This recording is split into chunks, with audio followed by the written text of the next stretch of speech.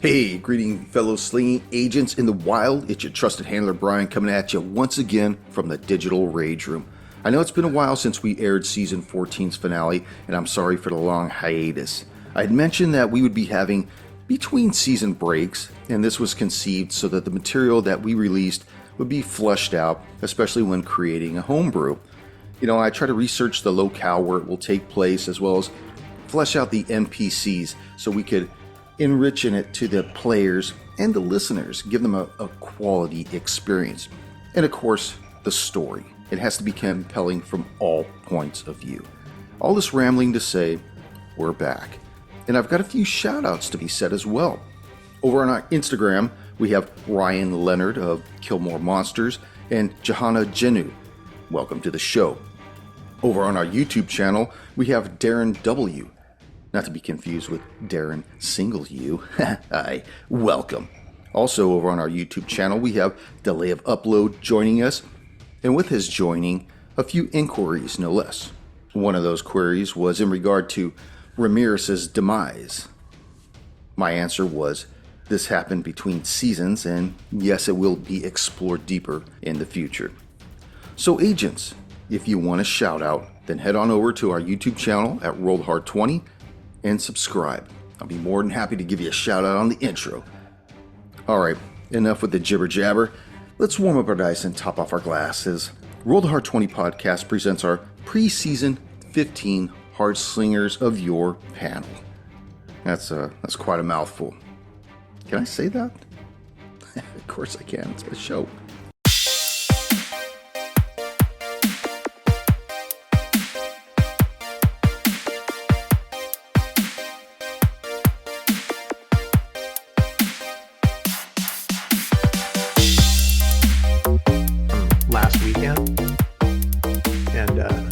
Yeah, so I'm like, oh, okay. Guess I got the coof.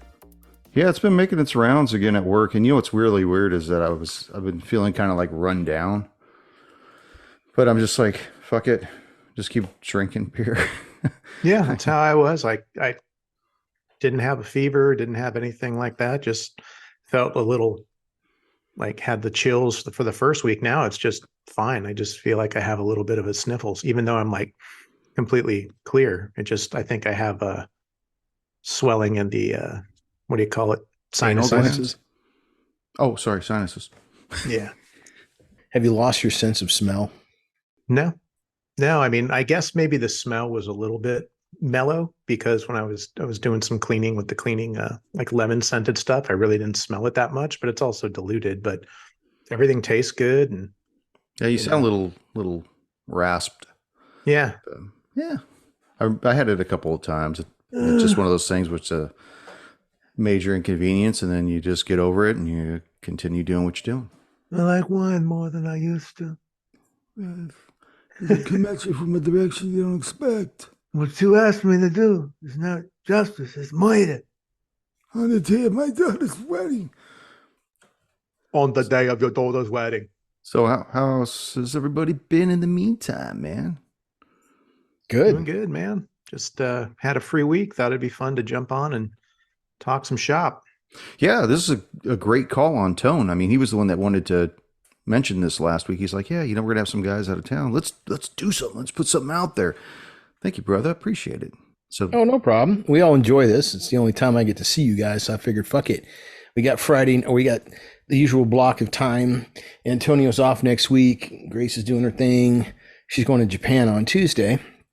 And so I'm going to take it easy this week with respect to work because most of everyone's gone anyway. I'm working with government workers and they're just like, I'm taking off. I got Wednesday, Thursday, and Friday off. So fuck you.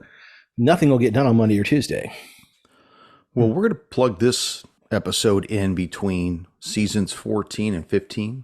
This will be our pre-season 15 Hard Slingers of Yore panel.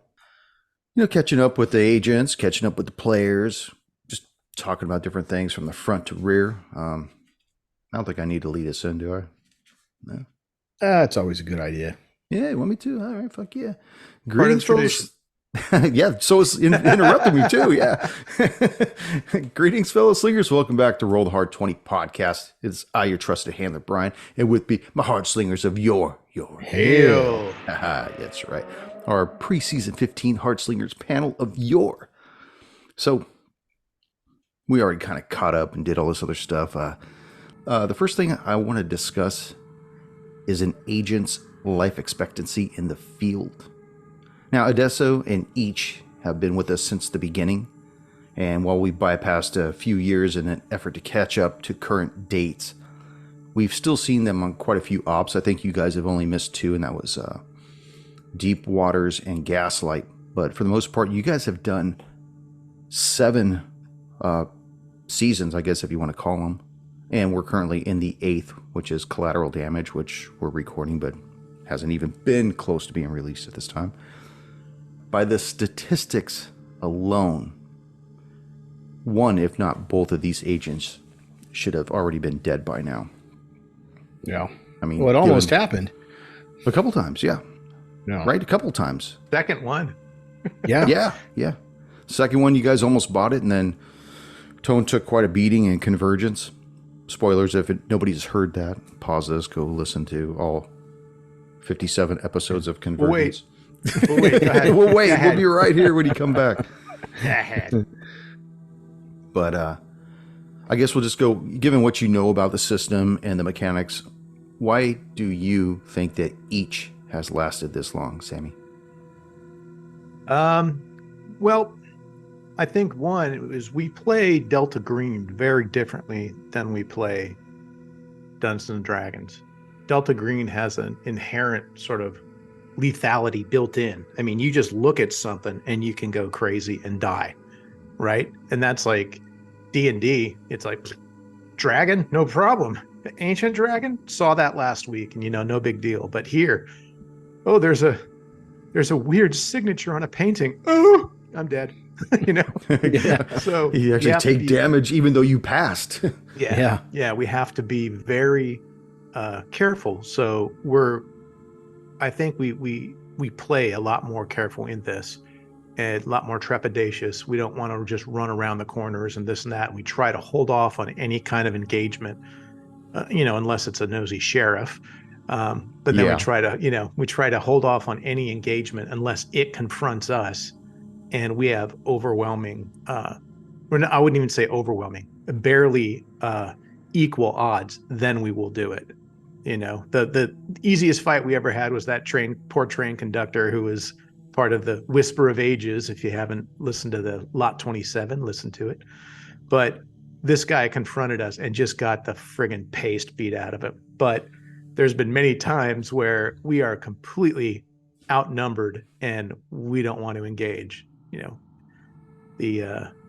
I'm drawing a blank on which one that was, but it was the one at the end of the barn with the barn scene. At the end, was that Convergence? Yeah, that was Convergence. Okay, and we were completely outnumbered. There was absolutely no way, and it was like, if they wanted us dead, we'd be dead. So, I'm a little bit more okay with facing humans than I am the paranormal, because could be one little paranormal thing, hence a softball size proto-globule of doom, and it will take out an agent almost in one shot. So it's like, okay, well, the humans, if they wanted us dead, we'd be dead, so we're okay there. So, but the proto matter and that kind of stuff, we are just got to be tread very lightly and try to keep away from stuff. Overall, we just play I think a little bit more careful in this. Sorry, that was a really long answer for a simple question, but no, I think we play very careful, and that's why. And I want to hear that too.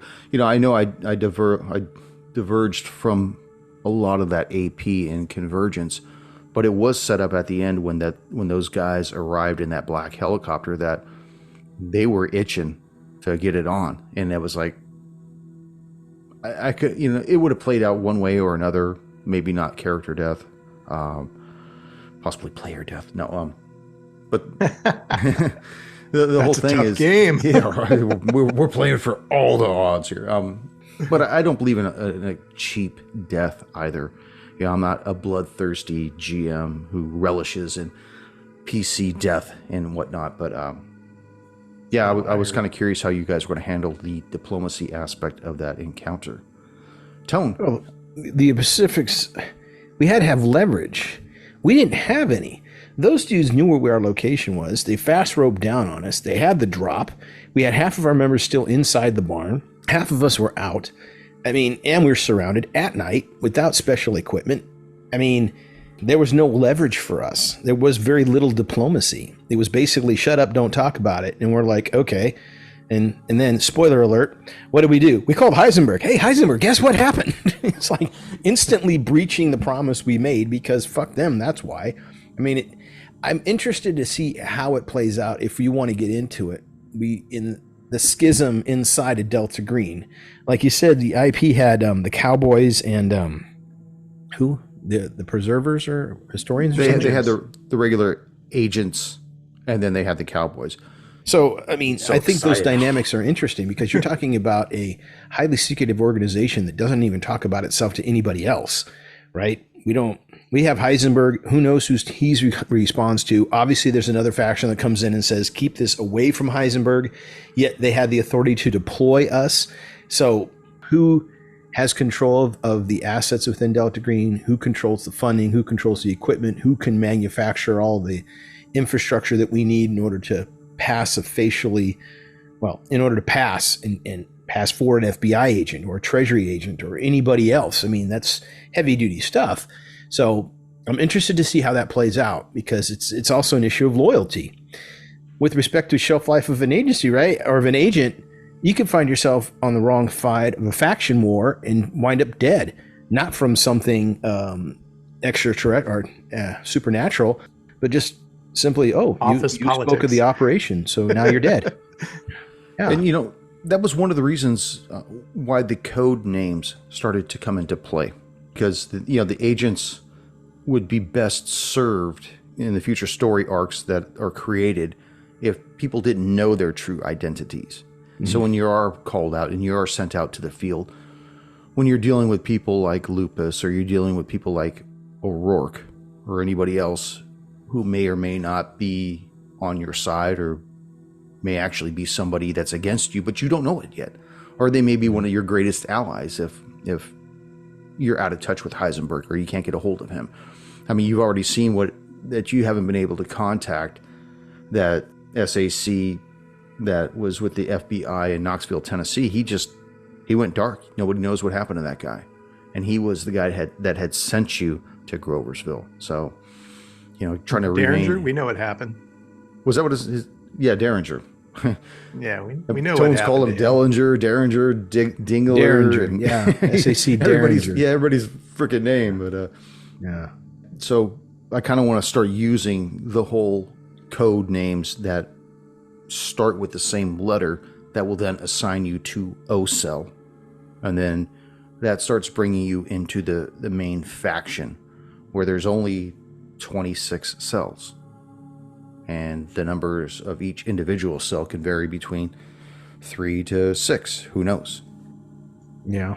But as far as Adesso, what's his rationale for what's your rationale, Tone, for how Adesso has survived as long as he had? Or did you just give me that? I don't want to. No, it's just like Sammy said, man. This is a different game than D&D. In D&D, you can die and a cleric can bring you back, right? There's nothing like that. You take a lot of damage, you get a healing potion. You take too much damage, you can get a spell. Somebody can give you a spell. There's ways to come back, come up full hit points, many different ways to restore a character. There's nothing like that in Delta Green. You lose 6 hit points, you're looking at 6 days of recovery. A D4 modifier, if you're in a hospital, you can recover up to 4 points, right? That's what the book says, or the agent handbook says, assuming something bad doesn't happen at the hospital. Because that's interesting. They also account for medical malpractice in their world. So yeah, I mean, that's the best you're going to do. And that's 24 hours in a hospital. And hospitals ask questions, right? The doctors want to know, how did you get these scratches? How is it you got this particular burn? Why is it that you've done or look this way? What bit you? And those questions are complicated because, well, the questions are simple, but the answers are complicated. We can't start bringing people in and say, yeah, I got bitten by a possibly venomous flying dragonfly from the prehistoric era. You know, I mean, first off, then they look at you and go, maybe we should start fitting you for a jacket without any, sleeves. One size fits sleeves. all. Yeah, Yeah, exactly. Bullet holes cause all kinds of questions. Right. We have to report those. Venomous bites that have a mouth radius of like 18 inches, and you weren't in some ocean someplace. Yeah, that probably raises. Right. I just got attacked by someone from the Paleolithic era. What? No, you weren't. And then you come back with pieces and parts, and maybe something like a scale or some fur or a tooth is entangled in your clothing or in the wound itself. And again, too many questions. And now there's a new mission. You now have to go clean the hospital because they have evidence of what was coming through the nether. You just don't go to hospitals. And you can have one of your agents, if they're trained in medicine, to try to help you. But if they fail, then you take even more damage. Right. It's like, so what do? Do you just try to sleep it off? Do you let your buddy try to heal you? Do you risk it going to the hospital? And, when we look at the skilled medicine, or we look at some of these other skills that they have, that kind of leads me into where we're going next on our little panel here, is that, for as long as we've been playing this system of Delta Green, there's been several instances where we've encountered scenarios where we struggle to find the right skill to use for a check or an action. Yeah. Sometimes alertness or search or even forensics, they're a stretch to make a convincing argument for the role. Even deferring to an intelligence check, it just seems like a blanket check that we want to use to cover everything, but it doesn't really focus in or narrow down what we want. And so what was it we came up with? A 7th statistic score, instinct. Now, we could go into a little bit of instinct and how it is going to start playing a role in our future scenarios. We're actually starting to implement it in Collateral Damage, and we used it during the epilogues of Lot 27. But, don't get me wrong, the other 6 are good, but we just found that our agents needed more flexibility, and the other statistic scores just couldn't reach it. So I'll break them down, or break it down with its skills, and you guys kind of feed into it and tell me what you think. So from the instinct stat, a few skills followed along suit. We have intuition, observation, and victimology. And how they work is everybody has instinct. Not everyone has intuition, and that comes with experience. Like intuition, it'll tell you, like if you need to get to high ground when water's rushing at you. But instinct will help you decide which high ground is best serving you through what you know. Or did I read that backwards? I think that was backwards. Oh, okay. Yeah, I think the thing you're going for is instinct tells you to get to high ground when there's water, right? Right. Intuition knows that it's better to go to a building than a fucking lifeguard tower because it's not as... Exactly. It'll tell you which high ground to go to. Yeah. And I think I basically broke down the intuition skill itself as being able to know through experience what is the most probable outcome of a decision made by someone, i.e. where someone might hide something or where someone might go to seek out a victim, if someone might best be put in one place over another. That's your intuition. It's almost like a wisdom, isn't it? It's similar to it, but it's more. That's what it would be if it was D&D. Right? It would be, but I don't want to call it a wisdom. It's similar because wisdom comes with, you would think, with age, but even a first level character may have that. Mm-hmm. Everyone has an intuition. You do, I do, Sammy does. It's obvious that the agents would have it too. Okay, I don't know. I just feel like I should not go down that alley. But an instinct would tell you that if you go down that alley, there's too many nooks and crannies, you could get jumped, so I'll go around the building a different way. And that comes with even more, I guess, what's the word I want to look for? More intuition. It comes with more experience, basically, is what it's coming with. See, that's the thing. We don't level up in this game. Our skill sets improve, but there's no leveling up. There's no there's just no leveling. Yeah. No extra roll for hit points, no extra Yeah. plus to hit because you went up because you went up a level. Right. Yeah, there's, Nope. I mean, you do get advancements to your skills when you fail them. Yeah, when you fail. If you survive whatever you Yeah. failed to deal with. In Right. order to improve, you have to fail and survive that. Where Yeah, in yeah. D&D, I'm up a new level. There's no absolute negative. It's like, oh, another D, 10 of, hit points for a fighter. Oh, another +1 to hit, because you're now level 2 instead of level 1, See, that's the thing, right? D&D, the more experience your character gets, the better he gets, the more tolerant of failure he is. We have no tolerance for failure in Delta Green. It's your 10th mission, you still have 9 hit points. So if you fuck up, you're still going to die. There is no, oh shit, I should have learned this. Oh shit, this failure is not critical to this character because he doesn't have 9, he's got 18. There isn't anything like that. Not in this game. You make a mistake, Yeah. the game's unforgiving. I think the thing is the characters don't level up, but the players do. Like I believe that aside from a few situations that I've become a way better agent from the first mission. One, because I learned to role play the character a little bit better, but two, Mhm. I'm maybe a little paranoid. Maybe it's my instinct, now that we have that. Yeah. But I'm flagging on things that I wouldn't normally flag, or things are a red flag or a green flag or any kind of flag. It's like I'm learning to, as an agent would in the field, be better at noticing or hearing things, and not just because I roll better incrementally, but more of it's like, oh, that dude's got tattoos coming out from under his sleeve. Oh, those guys also had tattoos. Maybe they're together. Oh, maybe he's just a junkie and because he had long hair and the other guys had their head shit. It's like all that's going through the head. Mhm. That's all from Lot 27 too, people. So if you're wondering what that was, just give it a listen. We'll wait. Go ahead. And that leads me into the next skill that we implemented, which is observation. Because alertness, it's a great skill. And I know it comes close to how I'm going to define observation. But there are times when that particular skill just didn't make sense to use because there may have been no danger involved. Nothing to raise one hackles.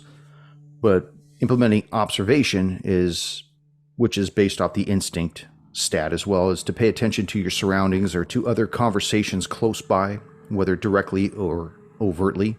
Think of it as noticing if someone is putting something in their pocket that they didn't want you to see, but you did.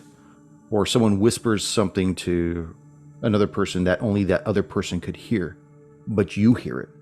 And like Sam, like you said, somebody's dealing with you on the other side of a counter and he has long sleeves trying to cover something up, but yet you noticed something through your observation. And that really doesn't revolve around a search check because you're not looking to search for something. It's not really an alertness check because there's no danger, but we had to incorporate something that fell underneath this intuition check as well. And that serves a really good purpose also. Indeed. And I like it too, because it's not these things are, you could argue, or someone who's more of a dedicated rule hound to Delta Green, that we could use some of the other ones, but part of the fun stuff is coming up with these that they don't break the game. Anyone who doesn't use these could easily use some of the other ones, but it just felt a little cooler. And also, it's fun building something, like the sort of things that are happening with Ichi and Adesso outside the game is great because it's building something, building character, and adding some of these new little checks that we can do, or doing the luck roll that's not part of it. That's all fun because we're building up off of what Delta Green did and building it towards hard 20. So people who like roll the hard 20, they got that D20 in Delta Green, which is normally just 2D10, right? Occasional 12-sider for Tony when he's blasting people from mountaintops with a sniper rifle.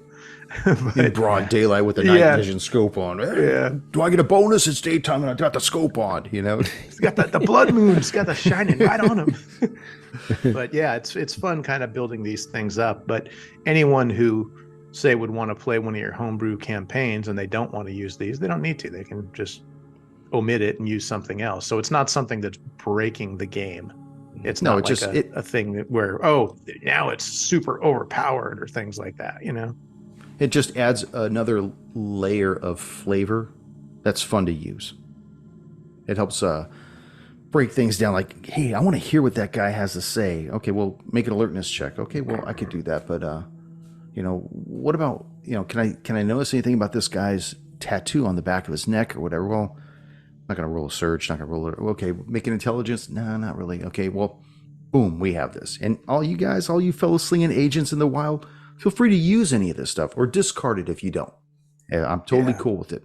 I would even say for any of you fellow handlers out there that if you ran into stuff like that and found some stats that will take the place of what we're doing, let Ryder know too, because maybe we're missing something. Hell yeah. We're new playing this game too, even though we've been playing for years.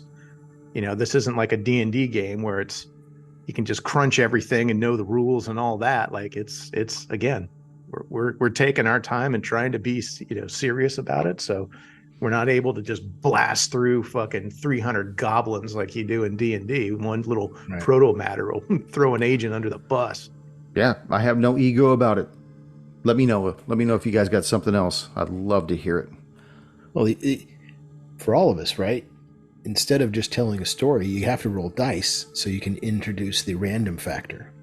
So if you're just rolling a die, you've got to be rolling against something. You want to know if you've got a critical success or a critical failure, or just simply knowing what it is I'm trying to beat. Hey, you need a 10 or better on a D20. Okay, cool. I know what I'm rooting for. And hey, tell me a slinger out there that doesn't feel it makes a difference when they know what they're rooting for before they roll their dice, right? I want high. Come on, baby, high. Or I want low. Come on, baby, low. It makes a difference. Mm-hmm. And I'd challenge anybody to say, nah, man, I just throw the dice into the box and see what comes up because it don't matter. Well, you shouldn't be playing that. Yep. Or if you're playing, you got no passion for it, which makes me think, how much fun are you really having? Yeah. And don't forget, you got to charge up your dice too. Yes. Put it down with that high number up. Mm-hmm. That's a good observation, Tone. Don't touch the fucking table. You're screwing up the mojo. Don't ever touch my dice. Don't go outside. Shoot it. Bury it next to the hand. Yeah, exactly. Didn't we used to anoint our dice with a drop of whatever we were drinking or imbibing that day and saying, here you go. Yeah. Put a drop on the die, roll for luck. I mean, these things make a difference, And I man. remember... At least I think they do. E4 Taramina the Hammer would anoint his dice that rolled bad. They were failures. They were executed for not performing. Well, we have another skill that's on our list that follows underneath the instinct stat, and that is victimology, which is a skill used in the scientific study of crime victims, including the study of the relationships or commonalities between victim or victims and the offender, and the consequences and effects of being victimized. And I kind of liked this because when we start getting into dealing with serial killers or something that's going through and murdering or eating particular individuals, and you're trying to make the determination of, well, what's the commonality here? What are all the victims the same gender? Are they the same age? Are they the same race? Were they walking at the same time of night? Were they in the same neighborhood? You could start building on this. It gives your agents a little bit more to ask the handler or to ask the authorities in charge of the crime and find out more information. It just lends a little bit more deeper meaning into your overall scenario. We don't have to rely on the forensic guy to tell us, or maybe we're reading his report and we're seeing things that he missed because he's looking from a medical point of view and not this is, the Whisper of the Ages cult Cthulhu thing. They always do this, and people wouldn't notice that unless they were not familiar with that. So, I think it's pretty cool role to have. I don't think Ichi, my character, really will have it because he's not officially any kind of law enforcement or anything like that. But, there might be a way for him to be able to denote certain ways things were cut or all that due to his lifelong pursuit of martial arts and swordsmanship and blades, and now his sort of primal urges that he has. So I've kind of always felt like the medical examiner was your exposition dump. He was just always dumping the stuff that the agents wanted to hear or needed to hear to help move the story along. And I thought that this would benefit the agents to do a little of their own investigations. Yeah. Without relying so much on that. And there's going to come a time in Collateral Damage where this is going to play a huge role. So I look forward to that. Look forward to how you guys handle stuff like that. And hopefully it plays out the way I'm hoping it does. Nope, not at all. Nothing. Yeah, I have nothing for you. Our final skill that we've added thus far is morale. And this is a charisma-based action made at the beginning of combat by one individual against another one. An individual can only have this perpetrated against them once. The individual instigating this action can only perform it once and at the cost of a turn. If the recipient fails, they lose their turn in that round. If they succeed, they remain in the initiative. And if they crit succeed, then they can either move to the top of the initiative or take a 20% bonus to either their next skill or action, if that action also includes an attack.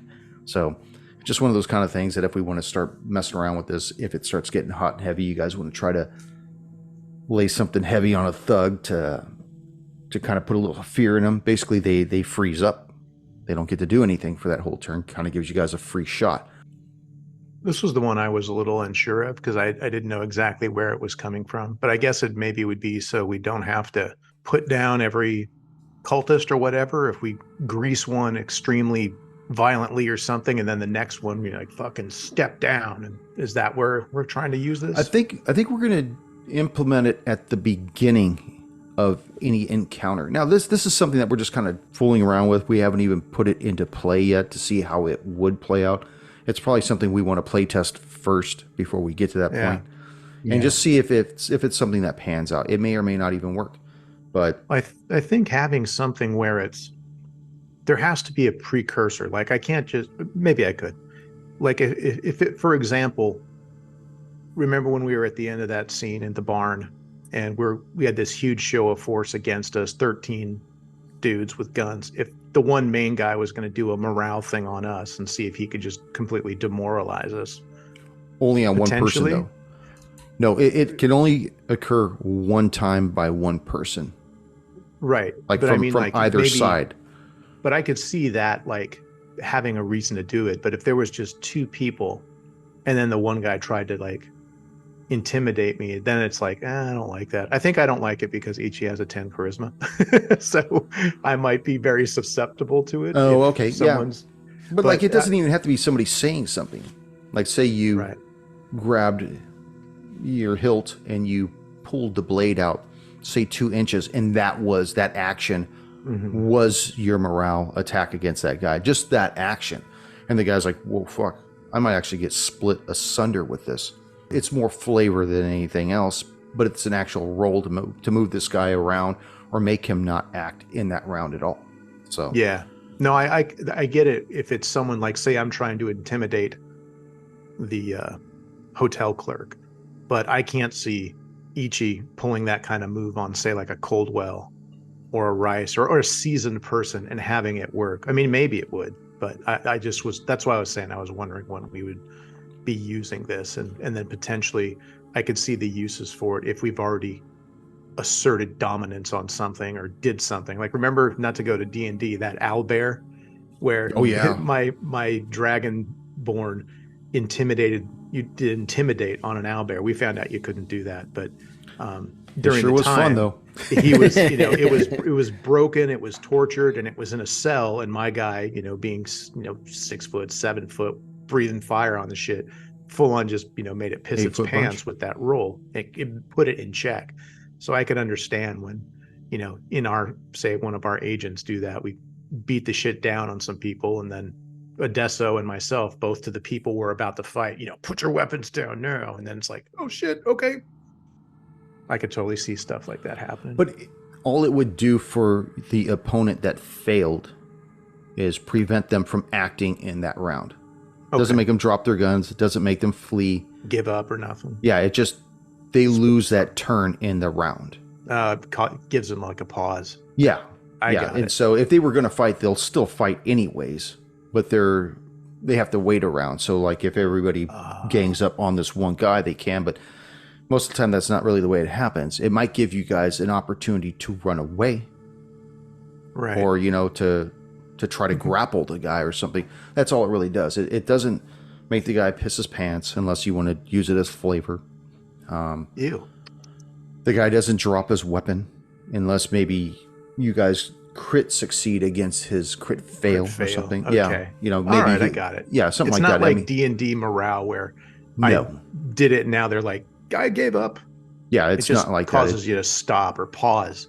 It's for almost one like giving time, you guys that's a it. free throw, a free hit, but you still have to hit. Yeah. You know, it's like if each were to do it against somebody and he wins and the guy, he doesn't do anything. Well, each can't act in that round because he just did that. And Right. it can only be done once. Okay. So his turn is up and then Odessa would go.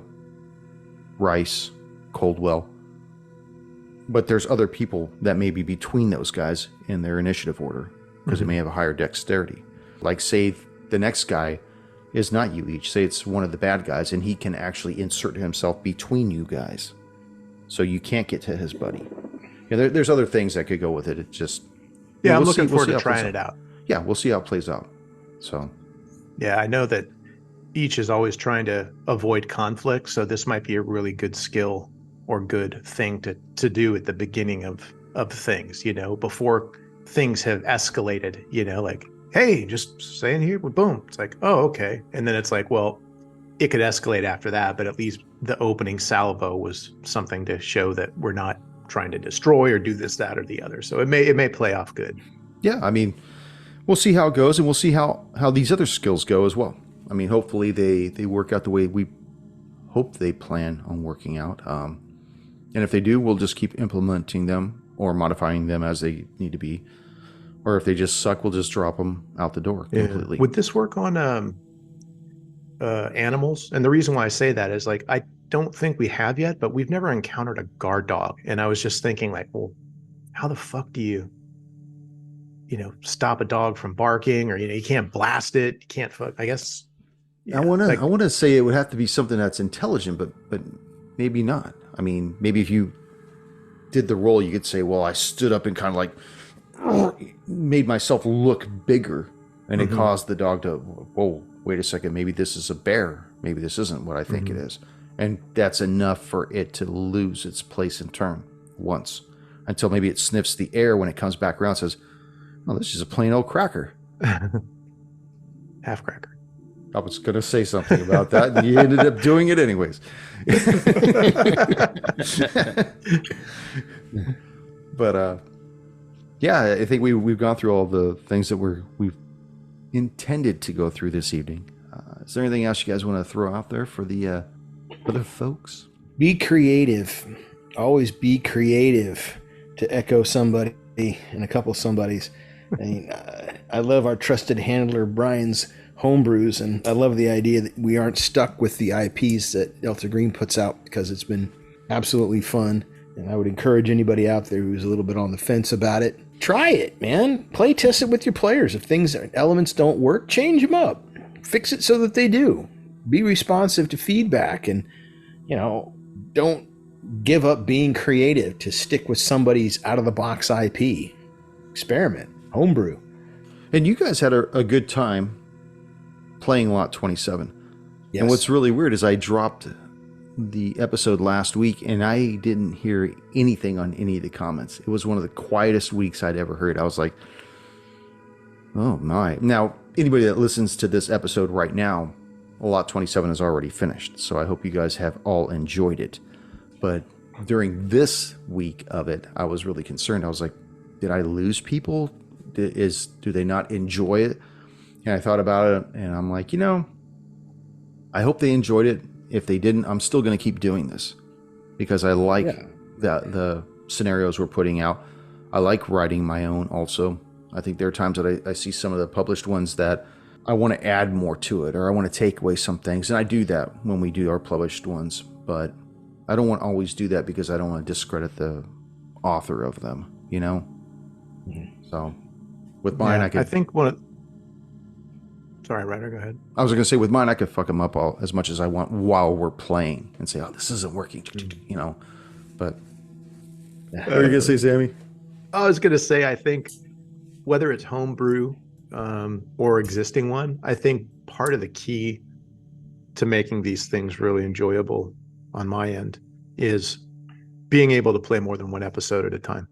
Doesn't have to be the whole thing, but I think having 2 or 3, 4 episodes together, and that's even more important if there's more people playing, because if there's more people playing, it's breaking the flow of the thing, because we're letting everybody get their talking and having everyone asking questions. So if there's multiple people, having more play time together so you can actually dig through a little bit farther is important. If there's less people, maybe it's not as important, but it's still, I thought having all those back-to-backs like in Lot 27 was really good. And I noticed that in the latest one, we did the one episode and it was like, now we're kind of on hold, because we got holidays coming up and things like that. It's like, shit, I'm not going to remember. I would love to see us have to get back into it.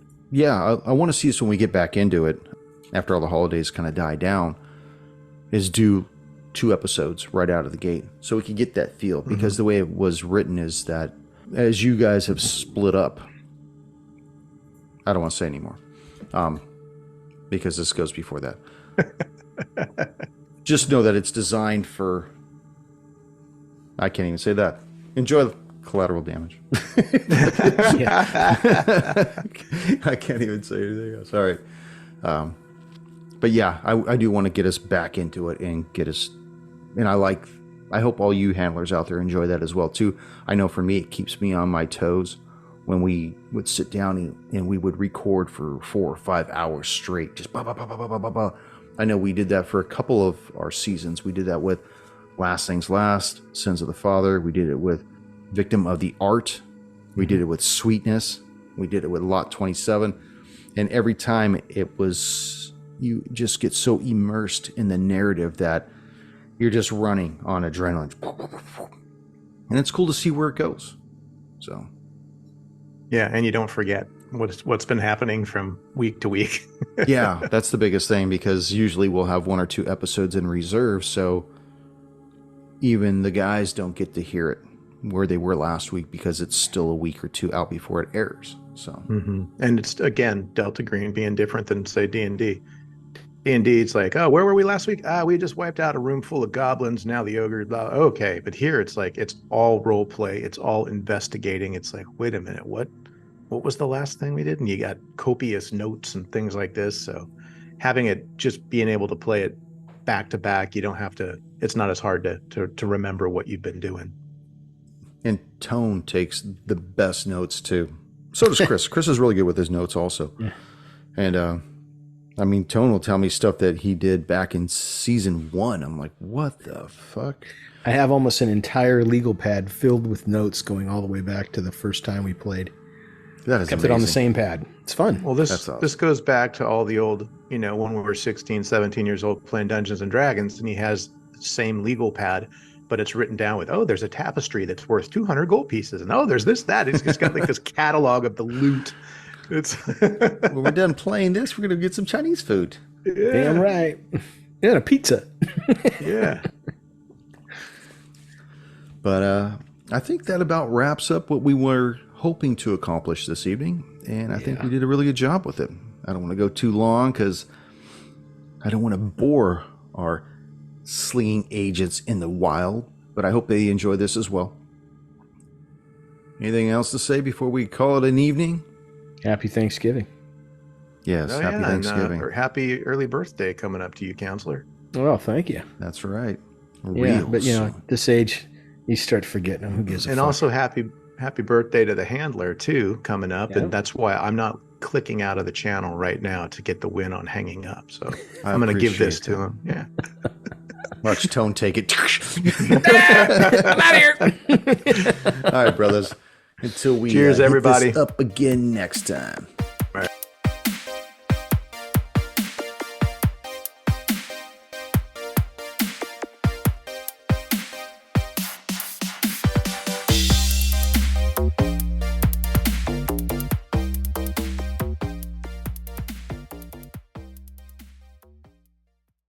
It's Yeah, like I think that- convergence, man. That IP was going in 4 different directions. It was confusing as hell. Yeah. Did you see a writer's text, Tony? No. I'll cut this part out. We'll cut that part out. Thank you for the editing. Make sure you don't bash the rule. There's your blooper. Your Yeah. Thank you for joining us once again on Roll the Hard 20 podcast. Remember, you can find us and subscribe to the show on Apple Podcasts, Google Podcasts, Spotify, Pandora Radio, iHeart Radio, Amazon Podcasts, and Audible. And if you like what you're listening to, be sure to leave us that 5-star rating and review. Don't forget about our YouTube channel at Roll the Hard 20. So if you're into watching and you want to help support the show, then head on over and hit that subscribe button. It really does help the show out. We can also be found in the wild on Facebook, Instagram, and Twitter, so don't forget to look for us there and check us out. You can also contact the show directly at rollthehard20podcast@gmail.com or head on over to the website at rollthehard20podcast.com, where you can download the current show directly, pick and choose past shows from our archives, or view our galleries. We've got a lot of stuff posted over there, so check us out. And finally, join us on our Patreon at patreon.com/rollthehard20podcast, where you can become a hard slinger and pick up swag. So until next time, keep your dice warm and your glass topped off as you roll those hard 20s.